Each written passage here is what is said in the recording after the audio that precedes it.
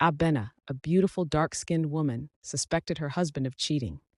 She quietly investigated, and when she confirmed the truth, she didn't react with anger. Instead of confronting him or letting him know she was aware, Abena decided to teach him a lesson. What could that lesson be?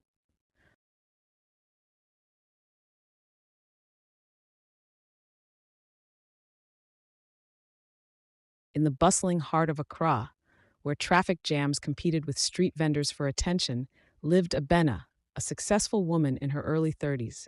She had it all: an amazing job, a close circle of friends, and the love of her life, Yaw, her handsome and charming husband. Or so she thought. One evening, as Abena was casually scrolling through social media, she stumbled upon something that made her stop dead in her tracks. A friend had posted pictures from a wedding, and there, in the background, was Yaw, arm in arm with a woman Abena didn't recognize, looking far too comfortable for a friendship. She dismissed it at first, convincing herself it was nothing more than a misunderstanding. But her gut told her otherwise. And as we all know, a woman's intuition is never wrong. Determined to get to the bottom of things, Abena didn't confront Yaw immediately.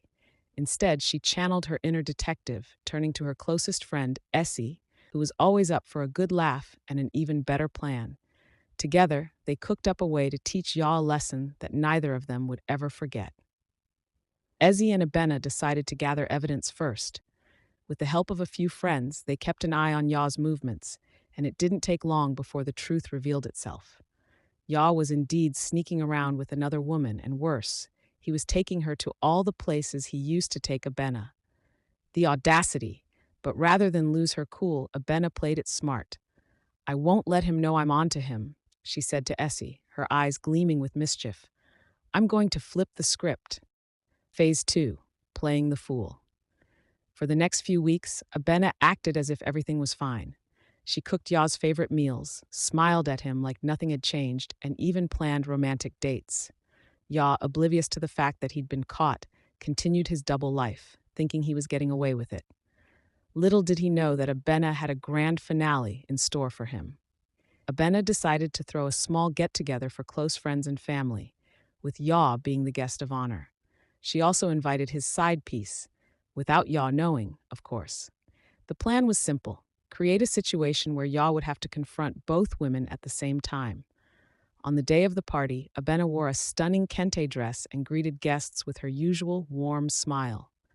Essie, who was in on the plan, was there to provide moral support and to make sure everything went off without a hitch. When Yaw arrived, he was taken aback to see the other woman standing in the same room. Confused, he looked from Abena to the other woman, sweat beginning to form on his forehead. That's when Abena dropped the bombshell. "Yaw, love," she began sweetly, "I noticed you've been really busy lately. I thought it would be nice for you to catch up with all your favorite people in one place." Yaw gulped, clearly panicking. He tried to explain, stuttering over his words, but Abena held up her hand. "Don't bother, Yaw. You see, I've known for weeks, but instead of confronting you, I thought it would be more entertaining to let you dig your own grave." The room fell silent, everyone staring at Yaw in shock.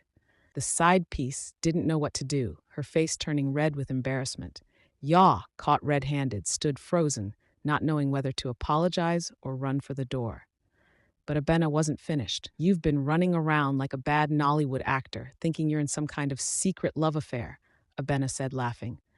"But newsflash, Yaw, this isn't a movie. You're not as slick as you think."